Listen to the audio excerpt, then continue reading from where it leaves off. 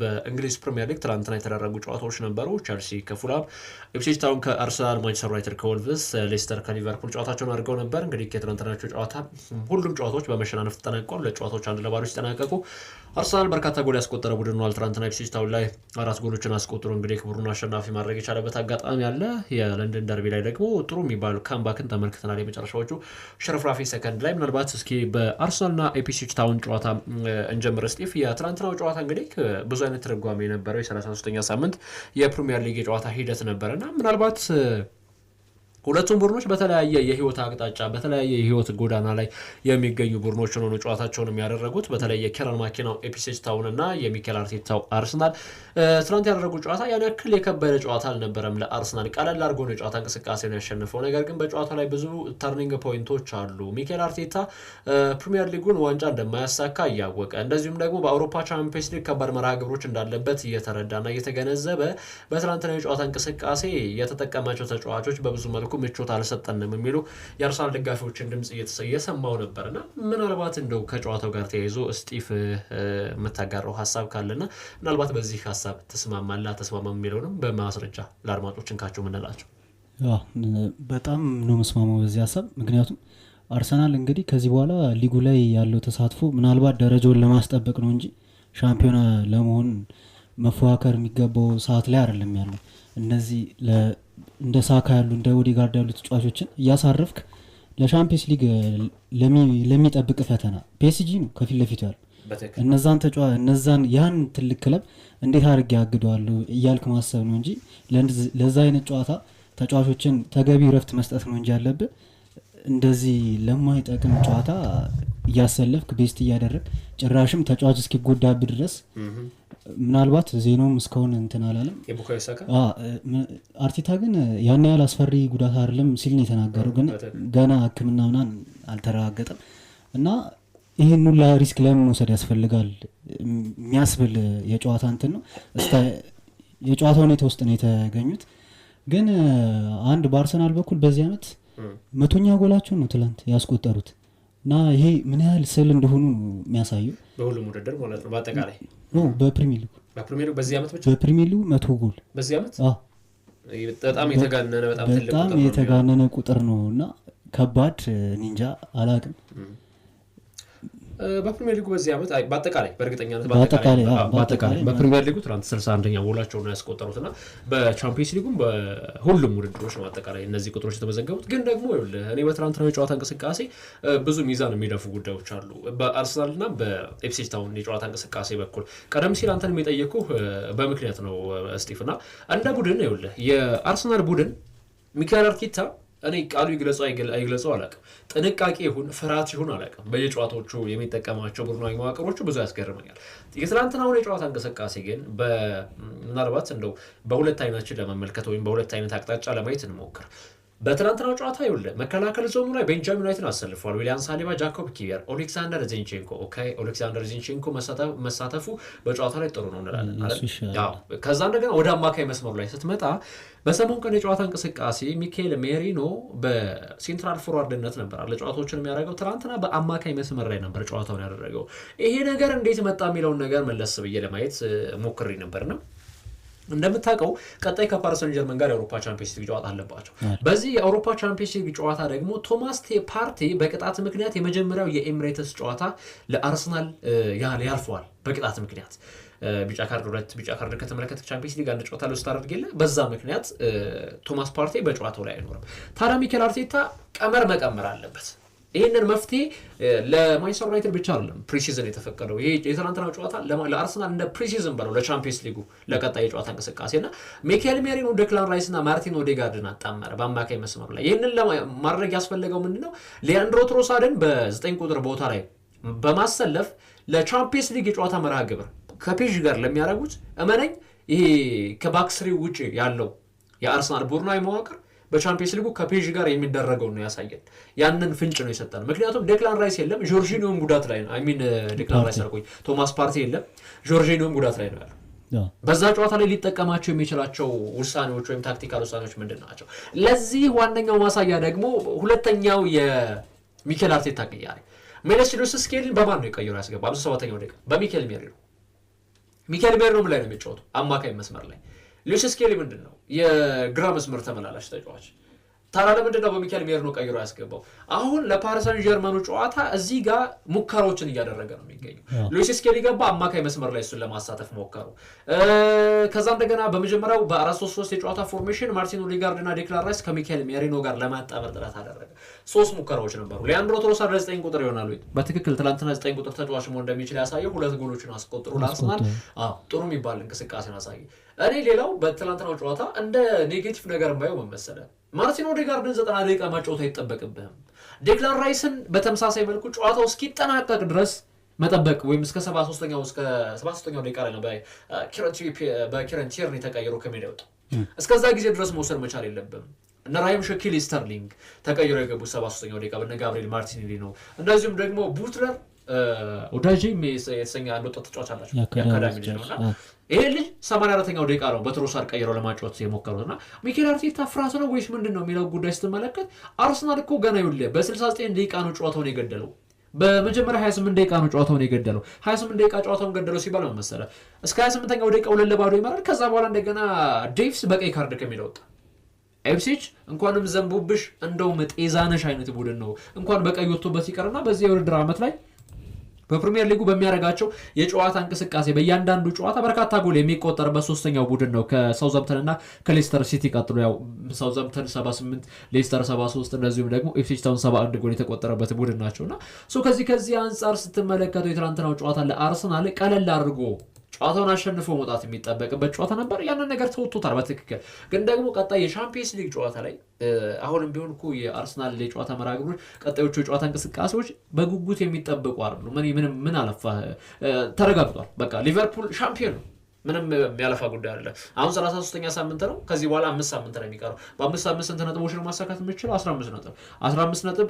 በዚህ ሰዓት ላይ 2 ነጥብ ብቻ ነው የሚጠበቅበት። ቀጣይ ጨዋታ ሊቨርፑል በራሱ እጅ ያረጋግጣል ዋንጫ ማሸነፉ በራሱ እጅ ያረጋግጣል።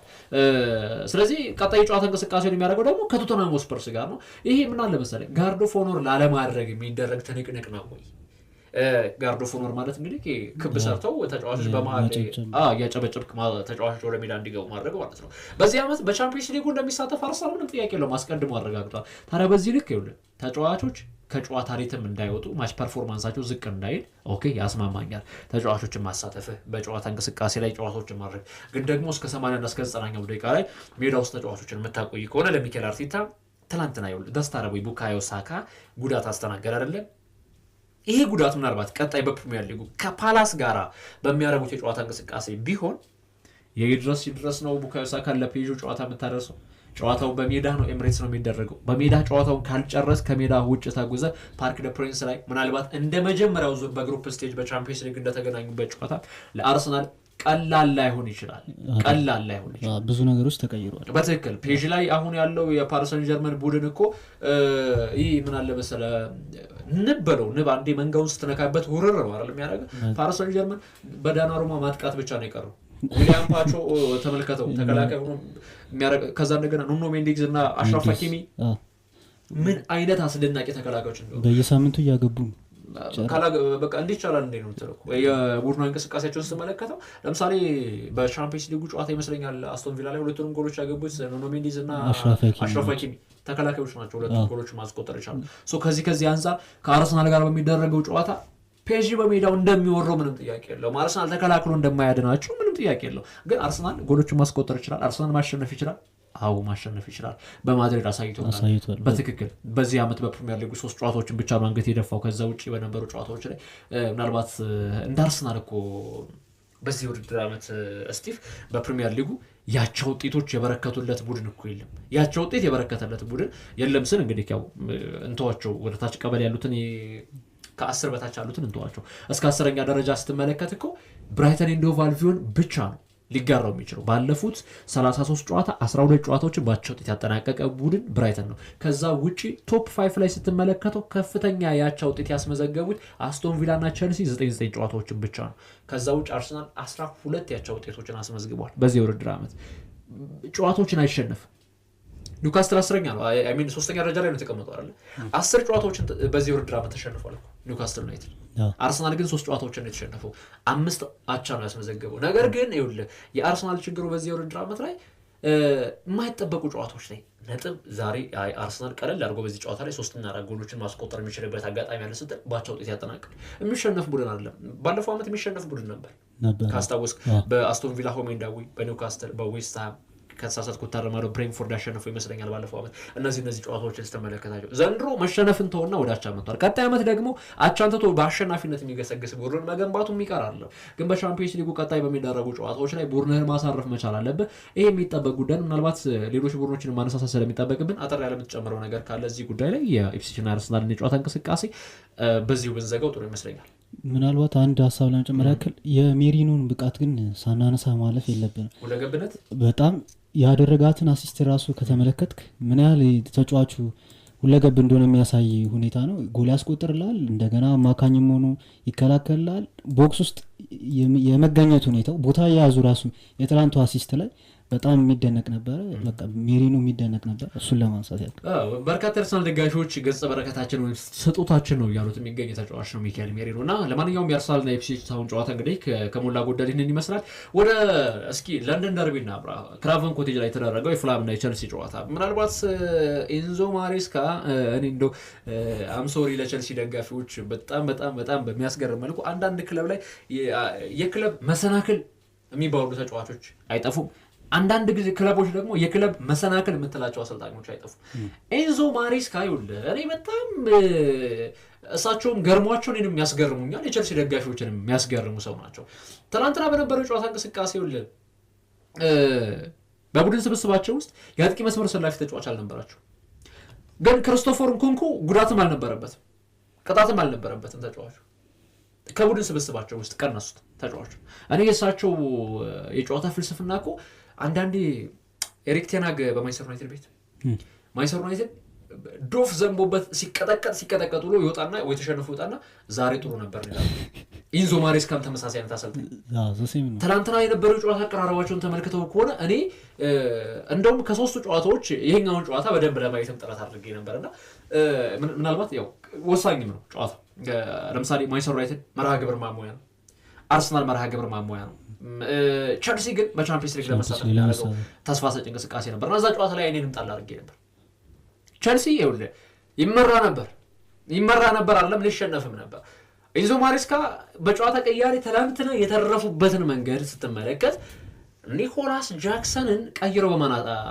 አስገቡ መሰለኝ ኒኮላስ ጃክሰን ከሜዳ እንዲወጣ አደረጉና ታሪክ ጆርጅ የሚባል አንድ ታዳጊ ተጫዋች ምኑንም ስትመለከተው ቡካዮ ሳካ ነው የሚመስለው የፊት ቅርጹን ስትመለከተው ቡካዮ ሳካ ነው የሚመስለው ትንሽ ረዘመ እንጂ ፕራይሙ ላይ ቡካዮ ሳካ ከመድረሱ በፊት ያኔ በ2018 19 አካባቢ ወይም ደግሞ የነበረው የቡካዮ ሳካ መልክ መለስ ብላችሁ ተመልከቱና ታሪክ ጆርጅን ተመልከቱት ሌላኛው ቡካዮ ሳካ ነው የሚመስል ልጅ ነውና ተቀይሮ ወደ ሜዳ ሲገባ እውነት እኔ አልደብቅም በጨዋታው ስቃለሁ ልክ ቀይሮ ሲያስገቡ ምንድነው ያደረጉ ያሰቡት ግን ደግሞ ታሪክ ጆርጅ በቃ አፈን ለማዘጋት ደቂቃ አልወሰደበትም ቆንጆ ጎል ከሳጥን ውጭ ነው ያስቆጠረው ቆንጆ ጎል የሚገርም ጎል በትክክል ግን ኒኮላስ ጃክሰን በሜዳ ላይ የሚያሳየው እንቅስቃሴ ለቸልሲ ይወለድ በኦፕን ፕሌይ ጎሎችን ለማስቆጠር ኒኮላስ ጃክሰን መኖር መቻል አለበት እየተባለ ተባለ አሁንም ቢሆን በቸልሲ ቤት ደግሞ ሌላው ችግር ተደርጎ መወሰድ ያለበት የ22 ዓመቱ እንግሊዛዊው የኮል ፓልመር ጉዳይ ነው ኮል ፓልመር አንዳንዴ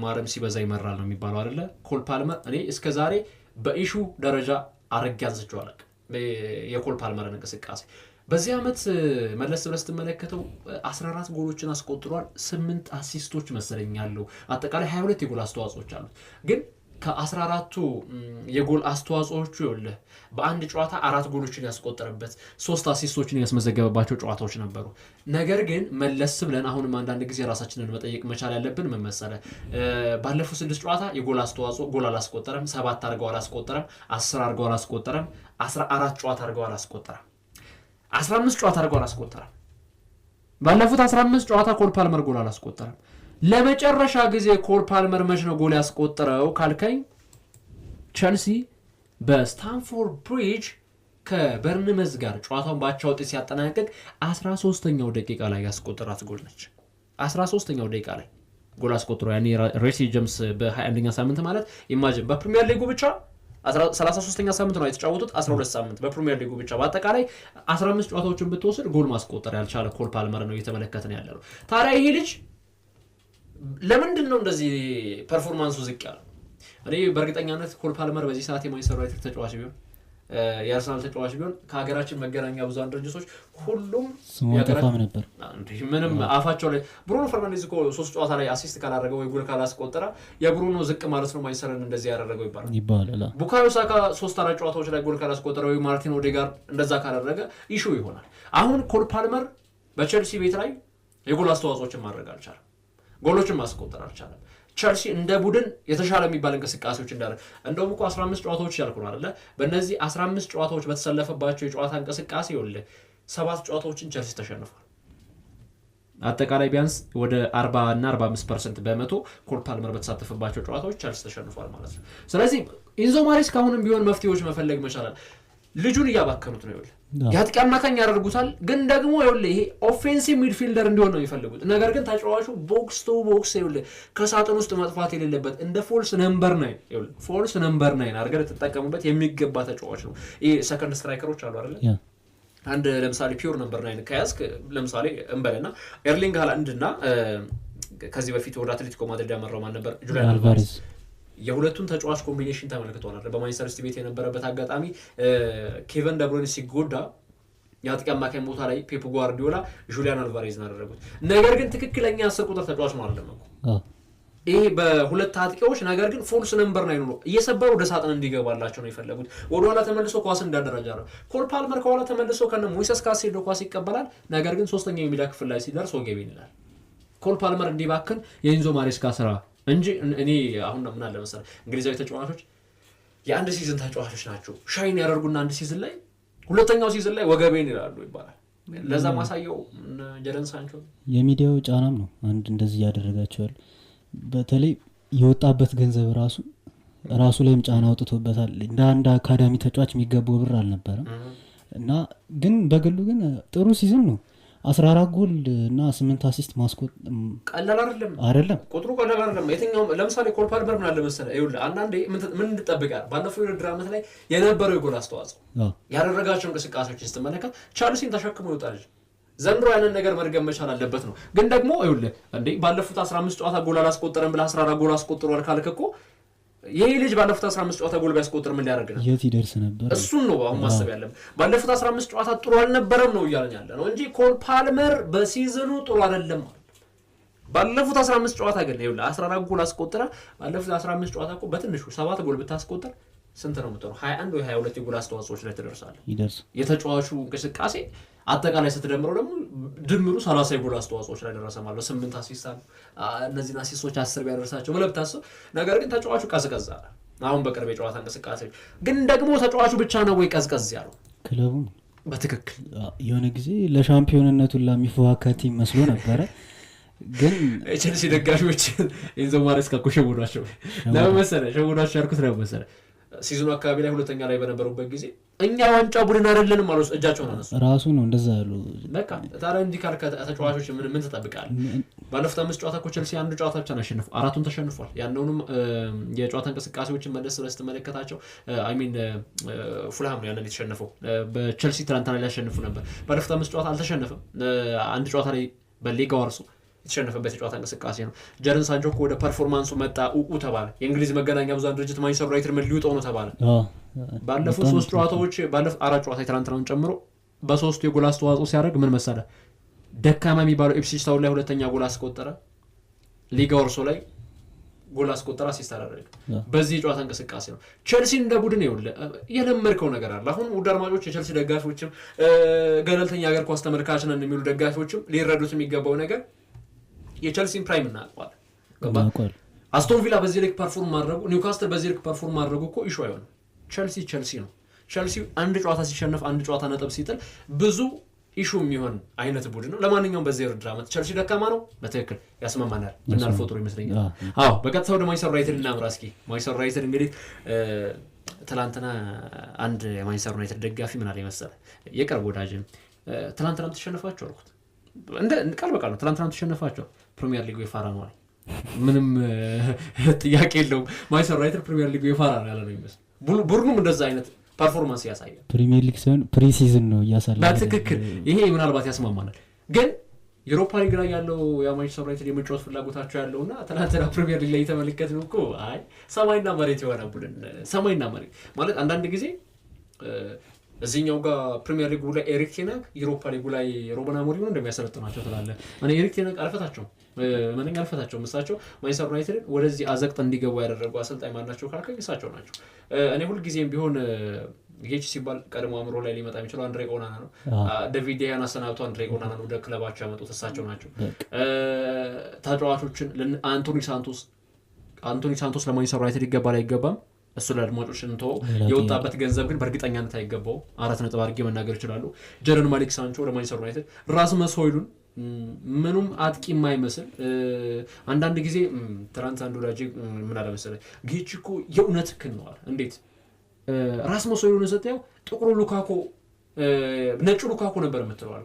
በእኔ ረስቼዋለሁ ለዛ ማለት ነው። ግን ልክ ራስመስ ሆይሉንድ ማለት ሮሜሮ ሉካኮ በነጭ የቆዳ ቀለም ማለት ነው። ሮሜሮ ሉካኮ ፈረስተቹ ካስታውስ ዝላታን ኢብራሂሞቪች አንተ ፈረስተች ከስንት ነው ቁጥሩን እርግጠኛ አይደለሁምና 4 ወይ 5 እንበልና ለምሳሌ 5 ኳሶችን አሻምቼልህ አንዱን በትክክል ኮንትሮል የምታደርግ ከሆነ ገንዘብ ብላኝ ያለው ጊዜ ነበር። አንድ ላይ ተጫውተዋል ሉካኮና ኢብራሂሞቪች እና ሁለቱን ሰጣ ገባ እናውቀዋለን። አሁን ደግሞ ራስመስ ሆይሉንድ ምን ትለዋለህ መሰለህ 3 ኳሶችን ከግብ ጠባቂ ጋር አገናኝቼ አንዱን ካስቆጠርክ ብላኝ የምትለው አይነት ተጫዋች ነው። በጣም ደካማ ይሆናል አሳይቷል። ትላንትም አሳይቷል። ይህንን አቋሙን እያስቀጠለ እየተገኘ ድንቅ ኮንሲስተንስ እያሳየ ይገኛል። አለመቻሉን ማለት ነው። በቃ በተለይ በአንዲት ቅስበት እነ ፓትሪስ ዶርጉ ምናምን በቀኝ ክፍ ላይ ገብተውለት የነበረውን ቶት ከገባ በኋላ ጆጎቪዝ እና ቶቲን ትቷቸው ገባ። በጣም የሚያስገርም ማስተጣጠፍ አጥፎ እኔ በሆይሉንድ ደረጃ እንደዛ ይቸውላ አላውቅም። አይ ቲንክ ደግሞ ትሬድማርኩ ነች ያቺ ያስተላለፍ እና እንደዛ አልፎ ምናምን ለፍተህ እንዴት ነው የለፈውን ነገር ገደል መከተው ብሰጥ ምን ችግር ወይ ደግሞ ቀድሞ መወሰን ቢችል እኮ ራሱ የሚመታውን ኳስ ይሆን ነበር። ምንም ሳያደርገው ተከላካዩ የማይገባውን ክብር ነው የሰጠው ለውልቭሱ ተከላካይ። በቃ እያሳየ ይገኛል። አቋሙን እያስቀጠለ ነው። የደካማ አቋም በትክክል የራስመስ ሆይሉንድ ጉዳይ አሁን ምናልባት እኔ ትናንትና እኮ ማንቸስተር ዩናይትድ ይኸውልህ በጨዋታው ላይ ካሳተፋቸው ተጫዋቾች መካከል በክለቡ ውስጥ 4 የአካዳሚ ልጆችን ተመልክቻለሁ። ሃሪ አማስ፣ ኮቢ ሜኖ፣ አሌሃንድሮ ጋርናቾ፣ ፍሬድሪክስ በጣም የሚያስደንቁ ልጆች። ፍሬድሪክስ እንደዚሁም ደግሞ ሃሪ አማስ ጭራሽ 90 ደቂቃ ጨዋታ ሃሪ አማስ ይገባዋል። እንዲህ በጣም የሚያስገርም ፐርፎርማንስ ነው ያሳየ ልጅ። ምናልባት ይኸውልህ አንዳንድ ጊዜ ኦልድ ትራፎርድ ላይ የሚመጡ አሰልጣኞች እንመለስ። ጆዜ ሞሪኖ ላይ ጀምር። ጆዜ ሞሪኖ ስኮት ማክቶሚናይን ወደ ዋናው ቡድን ያሳደጉ አሰልጣኝ ናቸው። እሳቸው ሄዱ። ከዛ በኋላ ከጆዜ ሞሪኖ በኋላ ማን ነበር ክለቡን የተረከበው?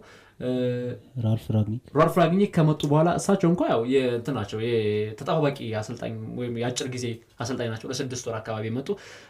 ራልፍ ራግኒክ ኦሊ ገነር ሶልሻየር በትክክል ኦሊ ገነር ሶልሻየርም ብቅ ሲሉ ወደ ክለቡ ያሳደጉት ተጫዋች አለ ወደ ማንቸስተር ዩናይትድ ቤት ብቃታቸውን እንዲያሳዩ ለተጫዋቾች ሜሰን ግሪንውድ ስቲል እነ አሌሃንድሮ ጋርናቾ በቂ መጫወቻ ደቂቃ ባያገኙ ብቅ ብሎ ራሳቸውን እንዲያሳዩ አድርገዋል። በማንቸስተር ዩናይትድ ቤት የሚመጡ ኤሪክ ቴን ሃግን ስታነሳ ኮቢ ሜኖን ተጠራራ።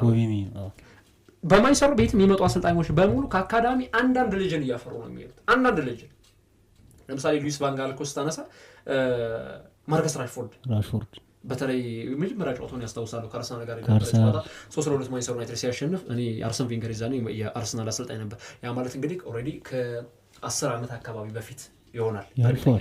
እንደዛ ያልፈዋል። ምክንያቱም አርሰን ቬንገር ራሱ 8 ዓመት ሆናቸው አርሰናልን ከለቀቁ። በትክክል ከዚህ አንጻር የሚመጡ አሰልጣኞች የራሳቸውን ልጆች ብቅ እያደረጉ እያፈሩ ነው የሚሄዱት። ብቅ እያደረጉ የሆነ ነገሮችን ጣል እያደረጉ ነው የሚሄዱት። አሁን ደግሞ ይመስለኛል ሃሪ አማስ ወይም ደግሞ ቺዶ ኦቢ ማርቲን የሩበን አሞሪም የእጅ አሻራ መሆናቸው አይቀርም። ከአካዳሚ ብቅ ብሎ ለዋና ቡድን እድል ተሰጥቷቸው ካልሆነ ደግሞ አይደን ሄቨን ሁለቱም ወደ ዋና ቡድን ቀጥታ ስላልፈረሙ የአካዳሚ ልጅ ተደርገው ነው የሚመዘገቡት። በቀጥታ ፊርማቸውን ሲያደርጉ ለአካዳሚ ነው ለወጣት ቡድኑ ነው። ከዛ በኋላ ነው ፕሮፌሽናል ለዋና ቡድን ኮንትራቶችን ፈርመህ ወደ ዋና ቡድን የምትመጣው እና እነዚህ ልጆች ሃሪ አማስ ደግሞ የአሰልጣኝ ሩበን አሞሪም የእጅ አሻራ ይመስላል። ምናልባት ፓትሪክ ዶርጉ ትናንትና በቀኝ ነበር፣ ሃሪ አማስ በግራ ነበር። የትላንትናው እንቅስቃሴው የሃሪ አማስ እዛ ቦታ ላይ ቀደም ሲል አንተም ስትለኝ ነበር እኮ ራስመስ ሆይሉንድን ባይኖርና ምናልባት ሃሪ ማጓየር ራሱ አጥቂ ቢሆን ብለህ ቢሆን በቃ ሁለት ጎል በጨዋታው ላይ ክሮሶቹ ጣጣቸውን የጨረሱ ኳሶች ናቸው ቁጭ የሚሉት ላይክ ዲያጎ ዳሎት አንዳንድ ጊዜ የጨዋታ ሪትም ውስጥ በሚሆንበት ጊዜ ክሮስ የሚያደርጋቸው አይነት ኳሶች ይመስላሉና ትናንትና በማንቸስተር ዩናይትድ በኩል እንግዲህ ምናልባት ጥሩ ነገሮች አሉ ይሄ ወጣት ልጆች ስትመለከቱ ነገር ግን የተቆጠረበት ጎል ደግሞ ፓብሎ ሳራቢያ ተቀይሮ ገባ የመጀመሪያ ንክኪው የሚገርም ጎል እጅግ አስደናቂ ቅጣት በጣም በሆናና የምትፈርድበት ኳስም አይደለም ትናንት አልፈረድኩም ግን ያው ክሊንሺት መጠበቅ ነበረበት በሚለው እንዳታረሳዊ ግን አንድ ማንሳት ያለብን ነገር ካለ ሩበን አሞሪም ቃላቸውን ጠብቀዋል ዩሮፓ ሊጉን ኦሎምፒክ ሊጉን ካሸነፉ በኋላ የቡርኖ ፈርናንዴዝን ድካም እንዳስተዋውሉ ተናግረው በፕሪሚየር ሊጉ ከዚህ በኋላ የምናደርጋቸውን ጨዋታዎች በወጣት ተጫዋቾች እናካሂዳለን ሲሉ ተናግረው ነበርና አትላንትም አሳይቶናል ማለት ይቻላል በትክክል የትናንትና ጨዋታ እንቅስቃሴ ያቀራረባቸው ከዚሁ ጋር የሚገናኝ ነበር በተለይ ለዋና ቡድን ማታጫቸው ልጆች ነበሩ አይደለ ፍሬድሪክስ በመከላከል ዞኑ ቪክተር ሊንዶርፍ ለምሳሌ ባክስሪ ጀምሯል ፍሬድሪክስም ሆነ እንደዚሁም ደግሞ ቪክተር ሊንዶርፍ ለማንቸስተር ዩናይትድ በቋሚነት የማይጫወቱ ልጆች ናቸው ወደ አማካይ መስመሩ ላይ ስትመጣ የሃሪ አማስ እንቅስቃሴ ነበር ኤሪክሰንም ቋሚ ያልሆነ ተጫዋች ነው እስቲል ቀይሮ ወደ ሜዳ ያስገባቸው ቺዶ ኦቢ ማርቲን ሌኒ ያሮ ብሩኖ ፈርናንዴዝ ዲያጎ ዳሎትና ሜሰን ማውንት ናቸውና ተቀይሮ ገብተውም ያው በእርግጥ ልዩነቶችን መፍጠር አልቻሉም በአማካይ መስመሩ ላይ የነበሩ ስስነትም ነበር በእርግጥ እነ ሃሪ ማጓየር ትናንትና ሙሉ ጨዋታ እረፍት እንዲያደርጉ እነ ካሲሜሮ ሙሉ ጨዋታ እረፍት እንዲያደርጉ የተፈቀደላቸው አጋጣሚ ነበር በአውሮፓ ሊግ እንግዲህ ምን ያስመለክተናል ቀጣይ የሚጠበቅ ጉዳይ ነው የዩናይትድ ነክ ጉዳዮችን በዚህ ውስጥ እንጨርስና ወደ ሌስተርና ሊቨርፑል አጠር ባለ መልኩ ማምራት ይጠበቅብናል ሌስተር ሲቲ ከሊቨርፑል የትናንትናው የፕሪሚየር ሊግ ምናልባት ተጠባቂ ጨዋታ ትናንት ከነበሩት ከቸልሲና ከፉልሃም ጨዋታ ቀጥሎ ትርጉም ያለው የጨዋታ እንቅስቃሴ ነበር ለምን ቸልሲ ከፉልሃም ለቻምፒየንስ ሊግ የሚደረግ ነው ሌስተር ትናንትና መውረዱን አረጋገጠ ምክንያት ተሸነፈ በሊቨርፑል አቻም ቢወጣ ያረጋግጣል በሁለት መልኩ ነበር ፉክክር ነበር እዚህ ጋር ሻምፒዮን ለመሆን እዛ ጋር ደግሞ ላለመውረድ ያሉ ክለቦች ናቸው በቃ ፉክክር ውስጥ እግር ኳስ እንደዚህ ነው በጣም አንደኛው አረባካቸው መረት አድርጉልን በሊጉን ቆይ አንደኛው ደግሞ አይ 5 ጨዋታ እየቀረኛ ቀድሜ ማረጋገጥ መቻል አለብኝ አይነት የጨዋታ አቀራረብ ነበር በእርግጥ ሊቨርፑል በየትኛው ውድድር ላይ ስለሌለ ቤስት 11 ነው ይዞ ነው የገባው ትናንትና ምንም የሚጨንቀው ነገር የለም በትክክል በጨዋታ ላይ ያው ቤስት 11 ሴሚካስ ብቻ ነው በጨዋታ ላይ ቤንች የምትለው ቤንች ብለህ ልታነሳ የምትችለው ተጫዋች እሱ ነው ከዛ ውጭ ያሉትን ሙሉ 11 ይዞ ገብቶ ነበር ሞሳላ ትናንት እድለኛ ተጫዋች አልነበረም ግሎች ሲተባበሩበት ነበር የሌስተር ተጫዋቾች ሲተባበሩበት ነበር ያው የቀድሞ ማንቸስተር ዩናይትድ ተጫዋች የነበረው እንግዲህ በዚህ ሰዓት ላይ የክለብ ዋና አሰልጣኝ ሮድ ቫን ኒስተልሮይ አሁን ከሌስተር ጋር ወደ ሻምፒዮንሺፕ ተሸኝቷል 2 ነጥብ ብቻ ያስፈልጋቸዋል የአረን ሶልቶ ሊቨርፑል ቶተንሃምን ካሸነፉ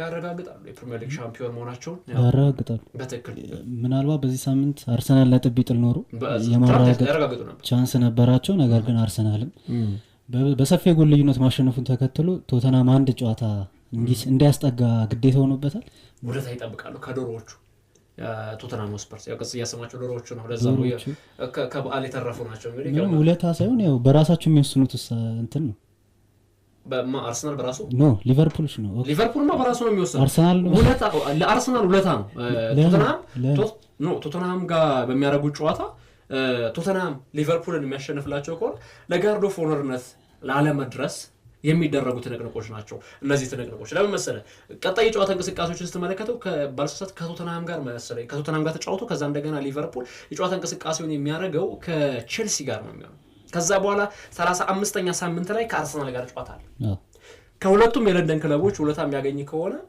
ወይም ደግሞ ሁለቱም ጨዋታዎች ላይ በተለይ ቶተንሃም አሸንፎለት ሊቨርፑልን ከዛ ከቼልሲ ጋር ባቻም ቢወጣ የአርሰናል ጨዋታ ላይ የሚያረጋግጠው ስለዚህ ያው አርሰናል ጋርድ ኦፍ ኦነሮችን ላለማድረግ በትክክል ቀጣይ ከቶተንሃም ከዛ እንደገና ከቼልሲ ጋር ይጫወታል ከዛም ከአርሰናል ጋር ነው የሚገናኘው ስለዚህ የቶተንሃሙ ጨዋታ ላይ የሚያሸንፍ ከሆነ ሊቨርፑል የሚያሸንፍ ከሆነ ቼልሲ የመጀመሪያው አጨብጫቢ ቡድን ይሆናል ካልሆነ ደግሞ ባቻ ውጤት ቶተንሃምና ሊቨርፑል የሚያጠናቅቁ ከሆነ በቼልሲ ጨዋታ ያረጋግጥና ሊቨርፑል የአርሰናሉ ጨዋታ ለመጀመሪያ ጊዜ በጋርድ ኦፍ ኦነርነት አርሰናል ወደ ሜዳ ይዞት የሚገባበት አጋጣሚ ይኖራል ለሊቨርፑል ከባድ ነው ለሻምፒዮንነት ከመፎካከር ጋርድ ኦፍ ኦነር ላለማድረግ መፎካከር መውረድ ሁለታ ይጠብቃሉ ያልኩት ለዛ ነው።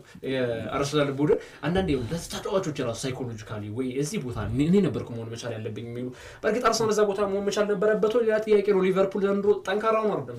ሊቨርፑል ጠንካራ ነው አይደል? ጥሩ ቲም ነው፣ ጠንካራ ነው አይደለም? የአርሰናል ደካማነት ነው የጣሏቸው ነጥቦች ማሳካት የሚጠበቅባቸው ጨዋታ ውጤቶች ነበሩ። ከዛ አንጻር እንግዲህ ያው ፕሪሚየር ሊጉ የጨዋታ እንቅስቃሴዎች ምን አይነት መልክ ሊኖራቸው ይችላል? የቀጣይ የጨዋታ እንቅስቃሴዎችም የሚጠበቁ ናቸው። በእርግጥ አጠቃላይ የጨዋታ እንቅስቃሴዎችን እንደዚህ ካነሳ ላይ ቀር ወደ ሌሎች ሊጎች ማምርተን የጨዋታ ውጤቶችን መጠቆም ይጠበቅብናል። በፈረንሳይ ሊግ አንድ ጨዋታዎች ተደርገው ነበረ። ሊል ከኦጀር ያደረጉት ጨዋታ ሊል 3-1 በሆነ ውጤት አሸንፏል። ብሩስ ከሊንስ ያደረጉት ጨዋታ 3-1 ሲያሸንፍ ኒስ ከአንገርስ 2-1 በሆነ ውጤት በኒስ አሸናፊነት ተጠናቋል። ሬምስ ቱልዝን 1-0 ሲያሸንፍ ሴንት ኢቲን ከሊዮን ትናንትና እንግዲህ አንድ የተመለከትኩት አዝናኝ ነገር ነበረ።